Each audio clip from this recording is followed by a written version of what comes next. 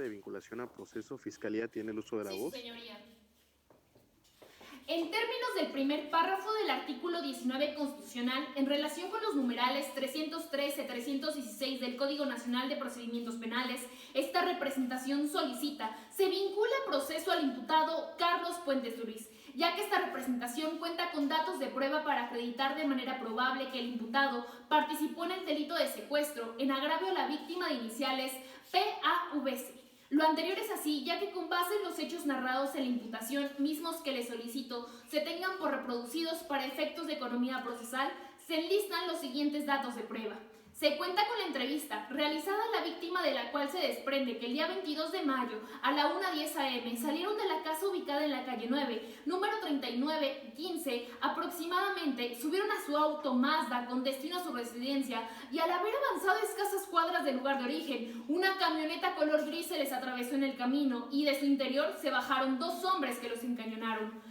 Posteriormente, uno de ellos realizó disparos, mientras que otro obligó a la víctima a subirse a la camioneta para abandonar el lugar. Cabe destacar que la víctima cuenta con 2 meses de embarazo. Estos disparos tienen relación con los 2 casquillos hallados a un lado de la puerta del copiloto y que corresponden a la pistola 9 milímetros número de serie 7715 encontrada en la casa allanada y en poder de Enrique Pimiento. Esto también guarda hilación con lo manifestado con el ofendido de iniciales MSC en su entrevista, de la que se advierte que se grabaron las llamadas entrantes al número telefónico y los secuestradores le dijeron: solo queda dar billetes si quieres que te entreguemos a tu hembrita, y le pidieron $1.000.000 a cambio de la libertad de su esposa. Ahora bien, la relación a la probabilidad de que el imputado haya participado en el hecho que la ley señala como delito es notorio, ya que con base en el informe ejecutivo del policía Armando Buitrago se establece que el teléfono del cual pidieron el rescate se localizó en la casa ubicada en la calle 1 número 715, misma que fue cateada el 7 de junio y en la que se rescató a la secuestrada, así como se capturó a Enrique Pimiento Gómez. En el lugar se encontró una pistola ya mencionada y un celular Nokia 1120, del cual se verificó aparece a nombre del imputado. Su señoría, la defensa, tratará de decir que el imputado acudió a levantar una reclamación de pérdida. Lo cierto es que él nunca acudió. Asimismo, en dicho informe se agrega que se encontró una impresión dactilar del hoy imputado en la manija de la parte exterior de la puerta del copiloto del vehículo. Sin embargo, es establecer que de modo probable la participación del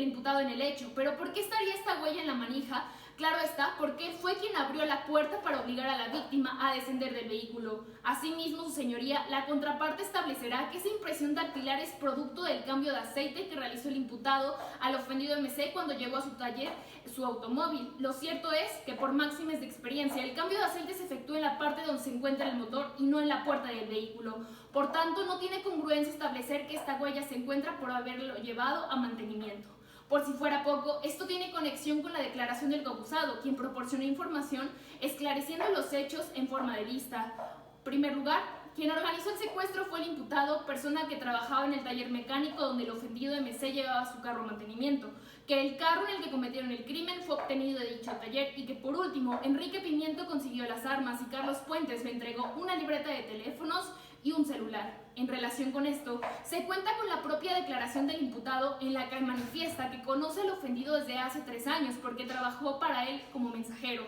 y de ahí que haya sido mucho más fácil conocer la vida económica de ellos y tener un motivo para realizar el hecho. Fue hasta el 17 de junio del 2012 quien recibió una alerta por la Agencia de Investigación Criminal, con base en la cual se informó que el imputado se encontraba en la terminal de autobuses de la ciudad de Querétaro, lugar en el que fue detenido, y le pido ponga especial atención, pues se le encontró con él una pistola 9 milímetros y una agenda de teléfonos, entre ella el del ofendido de iniciales MS. Y por aquí cabría hacernos la pregunta: ¿por qué el señor Carlos Puente viajaría con dichos objetos? Es obvio, su señoría, porque tendría planes de seguir con la realización del secuestro. Y se nos permite llegar a la conclusión que para el estándar probatorio en el que nos encontramos se acredita modo de probable que el imputado Carlos Puentes participó en el hecho, que se encuentra establecido como secuestro agravado en la Ley General para prevenir y sancionar los delitos en materia de secuestro, por lo que, una vez realizada la formulación de imputación, habérsele dado la oportunidad de declarar al imputado, así como no haberse comprobado un excluyente de delito o una causa de extinción penal, esta Fiscalía cumplió con los requisitos contenidos en el artículo 316 del Código Objetivo a la materia por lo que, para seguir con esta investigación, se le reitera, dicte un auto de vinculación a proceso a Carlos Puentes Ruiz. Es cuanto. Defensa, ¿algo que manifestar? Sí, su señoría. De conformidad con el artículo 319 del Código Nacional de Procedimientos Penales, esta defensa solicita y dicta un auto de no vinculación a proceso en favor de mi defenso, Carlos Atanasio Puentes Ruiz, ya que no existen datos de prueba idóneos para establecer la probabilidad de que haya participado en el hecho imputado por la representación social. Para sustentar lo anterior deben de tomarse en cuenta los siguientes argumentos que destruyen la probabilidad argumentada por la Fiscalía. Primero, de los hechos narrados por la representación social, se expone que el día 22 de mayo a la 1:10 horas, mi representado secuestró a la señora con iniciales PAVC a bordo de una camioneta gris. Sin embargo, ello no pudo haber sucedido, ya que en un primer momento la única persona que señala a mi representado es Enrique Pimiento, quien negoció con la Fiscalía manifestando en su declaración que no quería volver a ese infierno denominado cárcel, por lo que haría lo que fuera para no volver. Claro está que no quiere regresar, puesto que en la carpeta se sabe que Enrique estuvo 18 años en prisión por el delito de homicidio. Pero, ¿qué haría Enrique Pimiento para no regresar a la cárcel? Es lógico suponer que podría mentir con tal de no estar en prisión y acusar falsamente a mi representado. Es por esto que le pido le reste valor al dato de prueba consistente en su declaración, ya que no tiene credibilidad alguna en su dicho. Ahora bien, la Fiscalía sustenta que las llamadas realizadas al señor con iniciales MECC para pedir el rescate fueron realizadas con el teléfono de mi representado. Dicha situación no puede vincular a Carlos Puentes con el delito por 4 motivos. Primero, de la declaración de mi defenso se prevé que perdió su celular en el taller donde trabaja, mismo lugar en el que también trabaja Enrique Pimiento. De ahí que él haya ocupado el teléfono de mi representado. Carlos Puentes sí acudió a la calle 72 en el edificio de Movistar para realizar la reclamación de pérdida. Mi contraparte alega que Carlos Puentes no pudo presentar la denuncia por pérdida de su celular porque estaba cometiendo un delito. Sin embargo, todos sabemos que casi nadie denuncia este tipo de hechos por la lentitud de atención de las autoridades. Y por último, de la lógica nace una interrogante aplicable. ¿Qué persona prestaría su teléfono personal para cometer un secuestro? Es obvio que ninguna, su señoría, porque los 4 puntos prevalecen ante lo mencionado por Enrique Pimiento. Por otra parte, la Fiscalía manifiesta haber encontrado una impresión dactilar en la manija de la puerta del copiloto del vehículo Mazda que corresponde a mi representado, y con ello cree que es suficiente establecer un nexo entre Carlos Puentes y el hecho. Lo cierto es que en la entrevista a mi representado se advierte que la persona de iniciales MECC llevó su vehículo al taller para un cambio de aceite. Y aun cuando la Fiscalía argumente que no tiene relación el lugar donde se encontró la huella y donde se cambió el aceite, no podemos reducir el contacto material de mi representado con el vehículo, pues sabemos que los mecánicos abren las puertas de los vehículos por distintas razones. Asimismo, la Fiscalía, a sabiendas de que de conformidad con el artículo 21 constitucional tiene la carga probatoria, no integró ningún peritaje en dactiloscopía ni la propia cadena de custodia de la evidencia dactilar encontrada, por lo que para la verdad procesal no puede ser tomado en cuenta el argumento expuesto por la representación social. En ese orden de ideas, la Fiscalía argumenta al momento de la detención de Carlos Puentes que se le encontró un arma 9 milímetros con número de serie 8909 y una libreta con diversos números telefónicos, entre ellos el del ofendido, porque supuestamente iba a seguir con el plan de secuestro. Ello es una falacia, ya que presupone hechos a futuro que no pasaron. También mi defendido justificó en su declaración que portaba esa arma dado que Enrique le debía 20,000 pesos y se lo dio en garantía. Máxime que ese día iba a visitar a su hermana Marcela al municipio de Chichimequillas, un lugar muy peligroso y no quería correr ningún tipo de riesgo. Ahora bien, en la misma declaración mi representado menciona que solo le encontraron el arma, mas no la libreta. Por el contrario, quien afirma haber tenido en su poder la libreta fue Enrique Pimiento, lo cual razonablemente nos permite pensar que la Fiscalía obtuvo esa libreta mediante Enrique Pimiento y no por mi representado. Por último, el señor Carlos manifestó que labora en un horario de 12 a.m. a 12 p.m. y que el día 21 Enrique Pimiento le pidió lo reemplazara a las 10 p.m. a cambio de pagarle las 2 horas a 600 pesos, a lo cual accedió.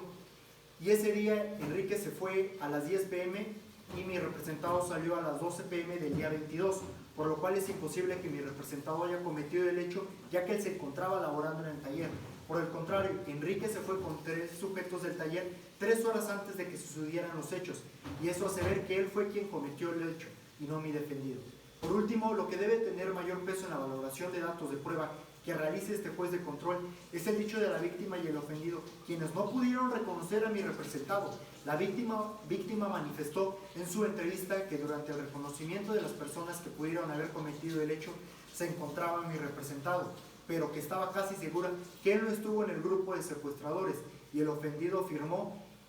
que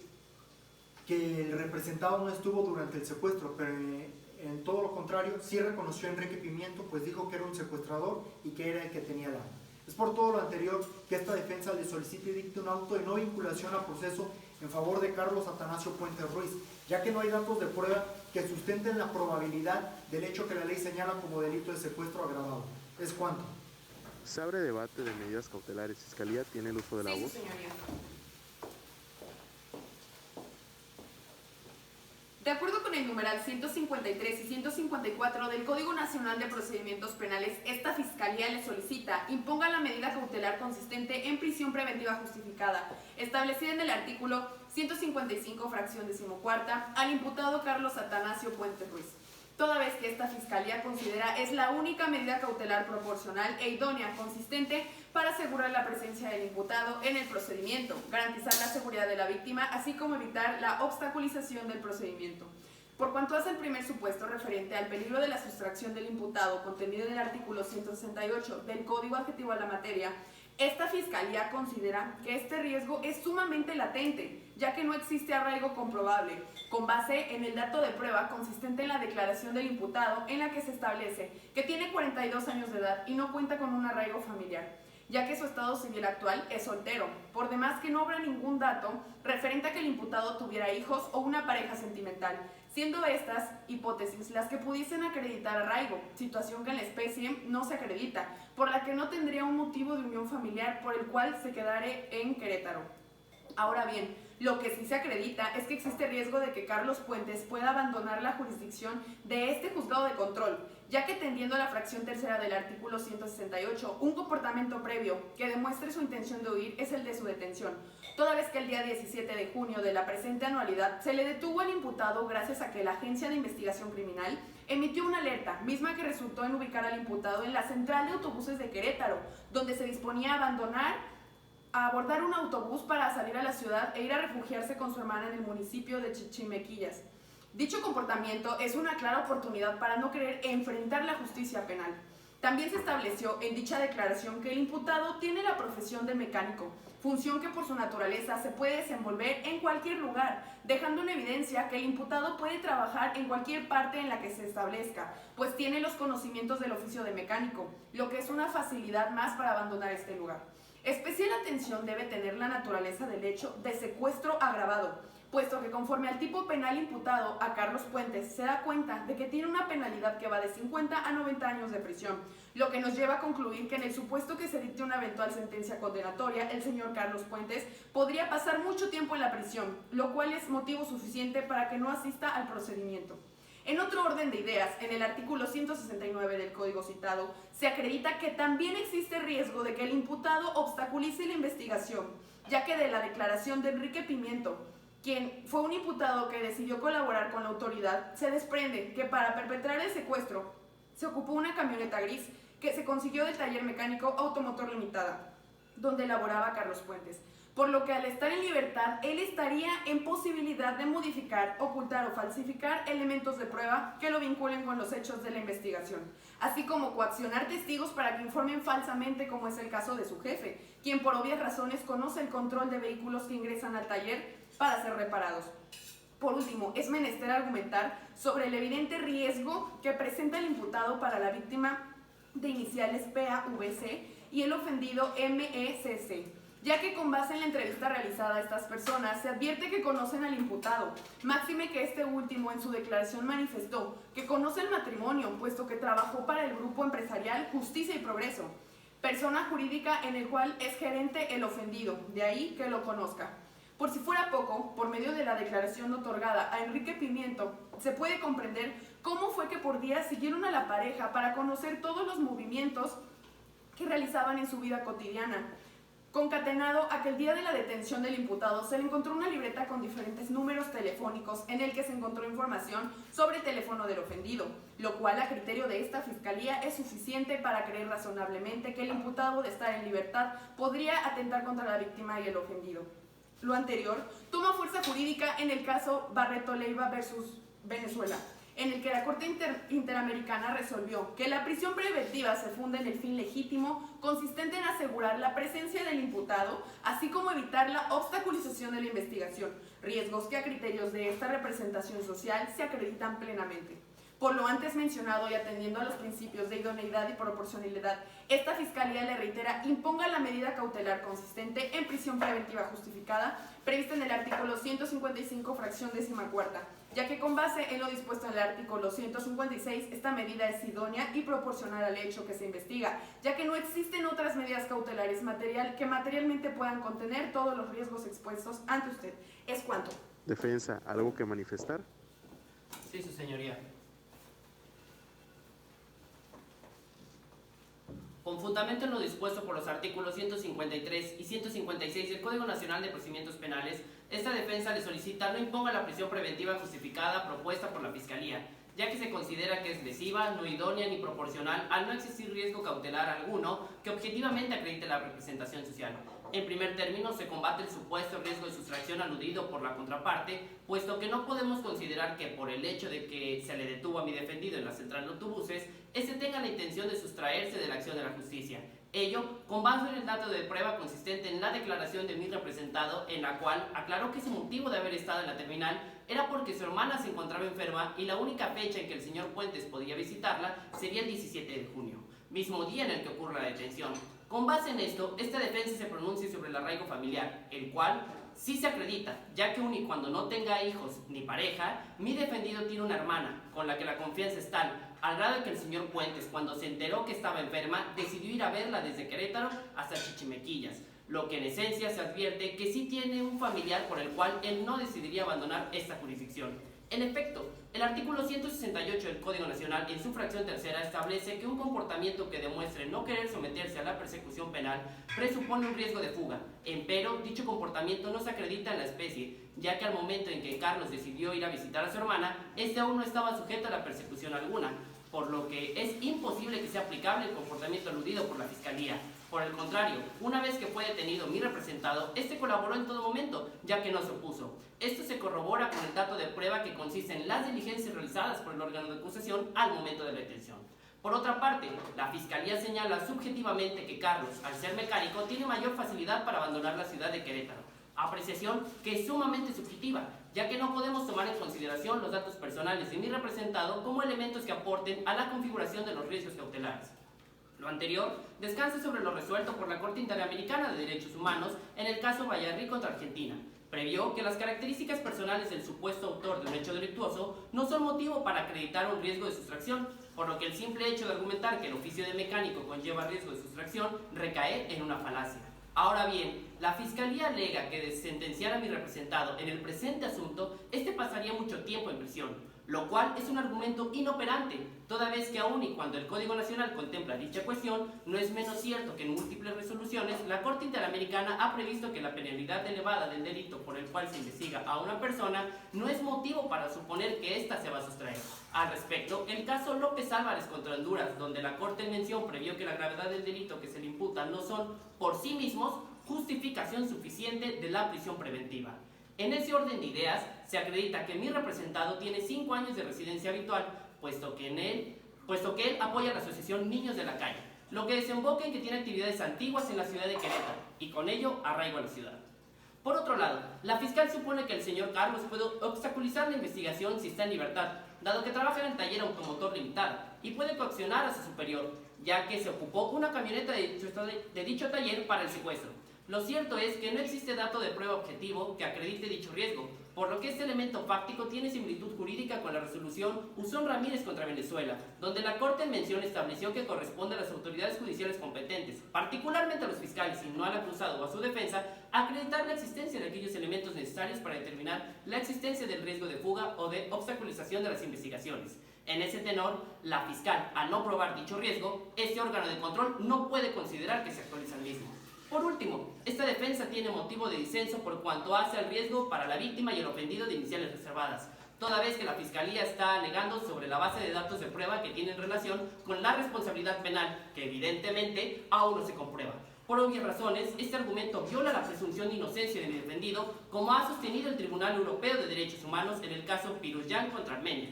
donde ha establecido que el peso de la evidencia no es decisivo para determinar si hay peligro para la víctima y aún más, que en caso de existir este, debe ser mitigado por otras medidas y no necesariamente la prisión preventiva, puesto que de ser así, se estaría señalando anticipadamente como responsable a la persona que enfrenta el proceso penal. Es cuanto.